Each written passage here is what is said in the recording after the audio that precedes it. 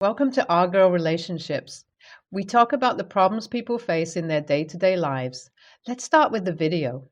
Ellie, female 38, and I, male 40, had been married for 15 years, together for two, and to me, we had the perfect relationship. We were compatible in so many ways, from our views to our aspirations and everything in between. Even as an atheist, she led me to believe that she was the soulmate that God sent to me from heaven. I felt like I lucked out in the truest sense, and now that I think about it, she led me to believe that she did too, at least for the past 11 years out of our marriage. It wasn't until 2 years ago that I first overheard the conversation that broke my heart for the first time. It was the day of our 13th anniversary, and we decided to throw a small party, inviting all our near and dear ones. We had a sweet time celebrating our love with our near and dear ones, eating, drinking, and dancing our hearts out, and eventually everyone started leaving except for Ellie's small friend group, who were planning to stay back. Along with them, I decided to have a couple of my own friends stay back too, and as they were chilling in the kitchen, we were drinking in the living room. So when I decided to grab something from the kitchen and heard my name being called out from the distance itself, I stopped and, in my drunken state, decided to hear what the conversation was about. What I overheard felt like a blessing in disguise as I stood there, hearing my wife, the woman who I had just celebrated my anniversary with, talking and joking about how it is, the money that she sees in me, all the while encouraging her other younger friends to look for money because love always doesn't last. Needless to say, I was heartbroken. I stood there in silence for a couple of minutes thinking about what just happened to ensure if I wasn't hearing the wrong thing, and boy, her comments, one after the other, berating me, berating our marriage, making fun of the most vulnerable, precious moments of our marriage, just kept giving me the reassurance that I so very much didn't want. That was the first day I cried over our relationship. I took my friends into the room where we sat and enjoyed the fine whiskey, all discussing about how we all met during such a young age, during college, how we dated around, and at the end it was just me and Ellie who lasted, while the others ended up marrying people other than the people they dated in college. And man, that is when the tears started rolling down, and it wasn't even unnoticeable. The guys immediately asked me what was up, extremely worried about me. I don't know if it was all the alcohol, but I found it quite easy to open up that night, and it was that night itself that my friends told me that I needed to run ASAP. But I guess I needed a few more slaps to understand and realize my worth. It took me a whopping 2 years to do that, to come to the realization that I was a human being too and didn't deserve to go through such treatment. At one point, I even felt like she had started making these comments close to me on purpose, and obviously, it wasn't like I never confronted her about them. I always did, and it always led to arguments and me having to get berated by not just her, but also her friends about being a weak husband who was unable to take a joke. Well, it was about 4 months ago that all crap hit the fan. It was like the straw that broke the camel's back. It was a normal day, but I had decided to come home early to surprise my son with his favorite snacks because I had found out that he had done well on his exams. So I get home and set everything on the kitchen counter as I see my wife's spare iPad blowing up like anything. I click on it to see what's up, and boy, I immediately saw text after text from a group chat, which consisted of all her girlfriends and another chat which just had a black heart emoji. Now, I was curious because there was no way a woman in her late 30s was so into texting.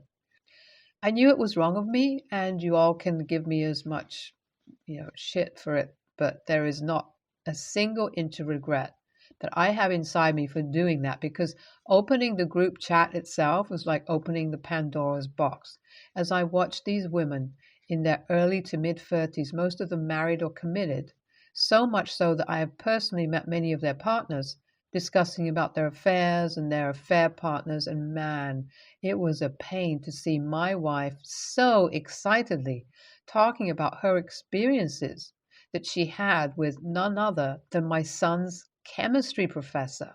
Sounds like a movie plot, I know, but hold on tight because it gets worse. So I decided that it was going to be that day itself that I was done with her. I was done trying to fix something unfixable, and immediately took screenshots after the other of the group chat along with her chats with the chemistry professor. I also forwarded as much information I could about her friends and their partners as I could from her iPad to myself and confronted her that night itself. And oh man, all hell broke loose as she went through all these different acts from expressing anger, denial, apologies, and then just plain screaming at me, telling me that she's going to ruin my life, all the while packing up her things. She didn't care about anything at that moment. It was like I saw a completely different version of her that day. And honestly, I think that was the real her jumping out. The version of her she had been hiding inside for God knows how long. She didn't even bother to check up on our son. She just got up and left. I filed for divorce the very next day, and she was served right after, while she was living with the chemistry teacher, and he dumped her there and then because she had become too boring for him. Ever since then, we've been having this cold war as we try to navigate co-parenting together until the divorce finalizes. This co-parenting thing has been hell so far. Ellie either has been trying to talk me out of the divorce, blame me for everything, or threaten me to take me to court for something I had never done. So this week was no different. As she came to take my son, she went on and on about all the evidence she had to ruin my life, telling me how she was going to make the divorce so much harder for me, yada yada. All this time I was quiet because I didn't want to make things hard for my son, who had already been struggling to come to terms with this divorce. But this time I had enough. Right after probing her a bit, she pulls on an array of fake screenshots that she wanted to show in court. I laughed at her face, inviting her in because I had quite literally had enough. I wanted to show her all the evidence I had been hiding. So she walks in thinking that all I could show her was proof of her affair, but as I pulled out the very large file on my phone with the label of cheater, full of screenshots between her and the chemistry teacher, as well as the chats between her and her girlfriends, she immediately starts sweating, tears filling up her eyes, ready to start crying her crocodile tears. She starts begging me to not tell anyone anything, how a lot of people were already mad at her for everything that happened, and how she wasn't going to be able to afford losing more people in her life anymore. I simply just told her to leave me alone and we'd be good, which she did. Just left with my son, but then spammed my phone with texts telling me how wrong it was of me for screenshotting everything. I received a couple of messages from her sister as well, who hasn't spoken much on this issue before, telling me how, although she agrees what my wife had done was wrong, I was wrong for having screenshots of what her friends did, as it was none of my concern. So, Reddit, AITA, any advice would be much appreciated.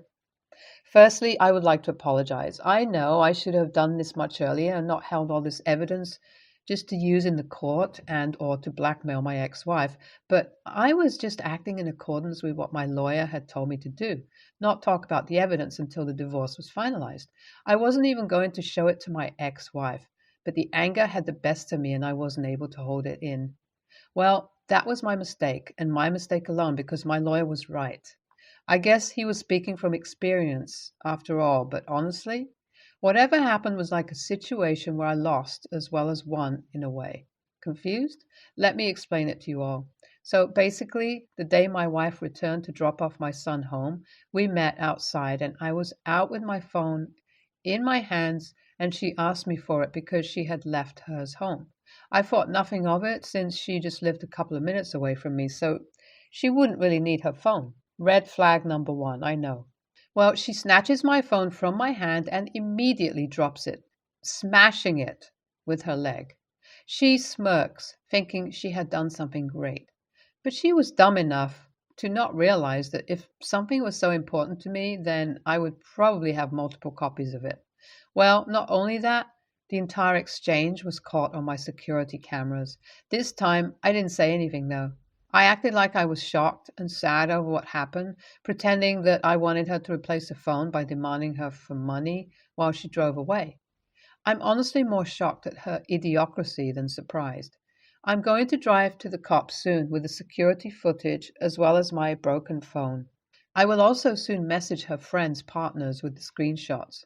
We'll update you all then. I went to the cops today and they asked me if I wanted to press charges, which I obviously did.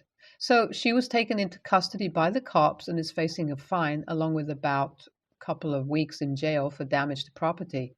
My lawyer was happy with this. Surprisingly, instead of being mad at me because this just made my case stronger and might enable me to get full custody. So I'm happy about that. As for my Ellie's sister, she is not happy. LOL. She has been blowing up my phone like crazy, berating me for putting her sister in jail. I simply just laughed at all her delusional texts and ignored them because, of course, I had important things to do. So first, like I had planned, I decided to, one by one, message the partners of my Ellie's friends. It was a great deal of work, to be honest, because the group had about 7 people, literally all of them cheating. It will take me a while to get responses too, so I will update you all whenever possible. Firstly, I would like to apologize to you all for such a late update. I had gotten too caught up in the mess I created. Well, like I had stated in my last post, I had messaged my ex-wife's friends' partners regarding the fact that they had been cheating on them. A lot of them responded, and surprisingly, the majority response was quite positive, towards my end, obviously. I had become the straw that broke the camel's back for most of their relationships because they had their own suspicions. After their breakup, we all decided to meet up, and guess what? Now I have another small group of friends out of this situation. As for the divorce, it's almost coming to an end. With so much evidence against her, I won full custody along with almost next to no alimony. I have decided to cut off my wife and her family from our lives, as neither me nor my son want anything to do with her after everything that happened. I want to thank this community for helping me stand up more for my son and myself than I was ever able to. NTA, but why haven't you told the friends' partners anything yet? Wouldn't you want to be told if your wife cheats on you and someone knows? Please tell them, since by hearing about your wife, they're probably in a similar condition as you. NTA, try to get full custody of your son. She seems like a danger, just not to herself, but to you and your young son too. Definitely wouldn't recommend trusting her with him. It's taken me some time to admit it, but I, 26 male, was treated a little differently to my siblings growing up. I was the baby of the family and the only boy, so I'd say I got some extra attention and a little bit of a softer parenting style than my older sisters, 29 and 30, female. The way they tell it, I was like some kind of revered god. I personally think that's an extreme exaggeration and going way too far. This caused some contention between us, especially during our teen years. They always felt like I was getting more than they got at my age, while I always felt a little like they were trying to undermine me. For example, I started piano lessons at 13 and have been practicing ever since. When I first asked for this and my parents said yes, my sister's reaction was to protest and point out the times they weren't awarded the same luxuries. They felt slighted, but I also did because it felt like they were trying to take opportunities from me. I thought we had since moved on from all this. We didn't talk for a period of time in our late teens, early 20s, but we've all since made up, and we're well into our respective adulthoods now. My parents hosted a family brunch earlier today. During this, my husband was detailing to everyone about how our dream home build is coming along and how specific I am with our requests towards the architect and contractors. He playfully and lovingly called me a spoiled brat. I watched my sisters share a look that wasn't so playful and loving. When I called them out on it, they said it was still a fitting nickname. This was something they had called me plenty of times over the years, just without any of the teasing affection it holds when coming from my husband. I basically stormed out of my parents' home after that, and I honestly can't believe I'm feuding with my siblings at this point in my life. AITA? What's crazy is I don't even think OP's sisters are the ones he should be mad at here. His parents are the ones that chose to spoil him and play favorites, causing obvious tension between their children. His sisters had a normal reaction to being mistreated, and sure, maybe that sucks for him, but rather than holding his parents accountable at all or trying to show his sisters that he at all understands their frustration, he expected, and still expects, his sisters to just get over it. Definitely sounds like a spoiled brat to me. YTA, OP. YTA. Younger children are almost always given those extra luxuries. I say this as a mom who sees it in my own family. It's not done on purpose, it's just because parents have learned from their mistakes. Also, parents tend to be further along in their careers and have more money. You need to own it. You were lucky because you were the youngest. It's just the way life is. You should be laughing about it with your sisters, but you insist on acting like it never happened. They will ease up when you ease up. You were the favorite no matter how hard you fought it, and that wasn't your fault. You acting like a child at the age of 26, that's your fault. Okay, so I, 36 female, WFH. My husband, 38 male, works in construction. We both do 8-hour days, but he is off work about 2.5 hours before me because he starts earlier. He picks up the kids from school and then goes to the gym and or the bar down the street. Think like a Cheers situation where all guys get off work, sit around, nursing beers and watching sports, everybody knows your name situation. This is a more recent routine for him. He asks that I text him when dinner is done.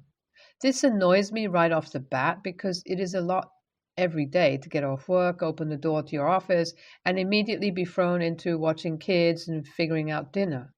So to think about him casually sipping a beer and then just popping up to enjoy a hot meal doesn't sit right with me. He asked again today and got annoyed when I said no. He thinks I'm being an AH because it takes no energy for me to just text him and doesn't see the issue. Plus, when he is here, he doesn't really help me cook, so what's the difference?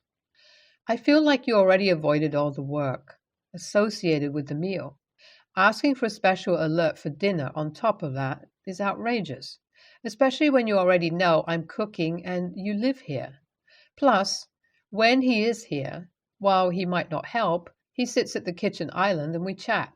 So maybe I am the AH because I would rather he be here and am being bitter about the text thing. I don't know. Is this a normal request?